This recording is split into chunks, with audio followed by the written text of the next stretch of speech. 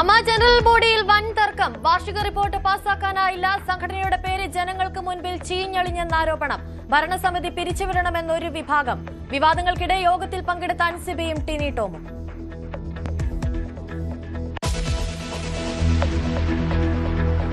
കൊച്ചിൻ ഷിപ്പ്യാർഡിലെത്തിച്ച കപ്പലിൽ പാക് അനുകൂല പരാമർശം. രാജ്യദ്രോഹ കുറ്റത്തിന് കേസെടുത്ത പോലീസ്. കപ്പൽ ലണ്ടൻ ആസ്ഥാനമായുള്ള കമ്പനിയുടേത്.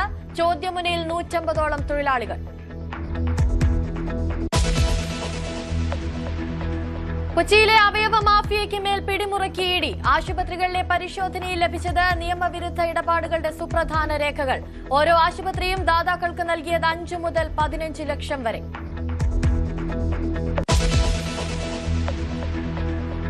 മാസപ്പടി കേസിൽ വീണ ടി എൻഫോഴ്സ്മെന്റ് ഡയറക്ടറേറ്റ് വീണ്ടും ചോദ്യം ചെയ്യും. 29-ന് ഹാജരാകാൻ നിർദ്ദേശം. നീക്കം നിർണായക രേഖകൾ ലഭിച്ച സാഹചര്യത്തിൽ.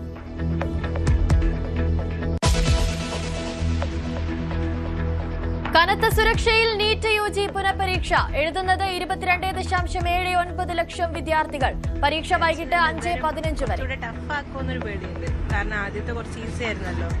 അപ്പൊ നല്ല ലെവല് കുറച്ച് കൂട്ടി വരുമോന്നൊരു ടെൻഷൻ. ജന്തർ മന്ദറിൽ സമരം തുടർന്ന് CJP.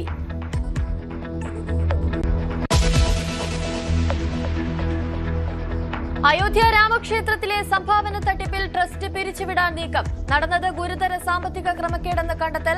കേസ് അന്വേഷിക്കാൻ പ്രത്യേക സംഘം. അന്വേഷണം അട്ടിമറിക്കാൻ ശ്രമമെന്ന് പ്രതിപക്ഷം.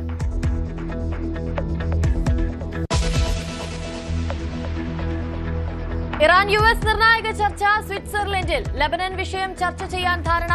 സൈനിക നടപടി നിർത്താൻ ബെഞ്ചമിൻ നെതന്യാഹുവിന്റെ ഉത്തരവ്. ഹോർമുസ് അടച്ചിട്ട് ഇറാൻ.